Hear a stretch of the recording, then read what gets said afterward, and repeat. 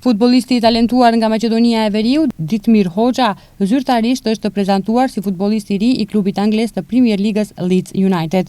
Hoxha prej disa vitesh ndodhet në Leeds, ku kaloi me sukses kontrollet mjekësore dhe nënshkroi kontratën 4 vjeçare. Hoxha fillimisht do të luajë për ekipin U21 të Leeds United, ndërsa do të ketë mundësinë të binte trajnerin Daniel Freyk për të përfshirë në ekipin e parë të klubit nga Premier Liga. Transferimin e Hoxhës e realizuan menaxherët e tij të futbollit Alban Sulejmani dhe Deni Bara.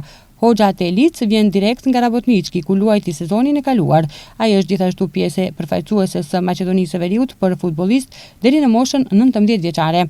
Detajet financiare për transferimin e tij nuk janë bërë të ditura.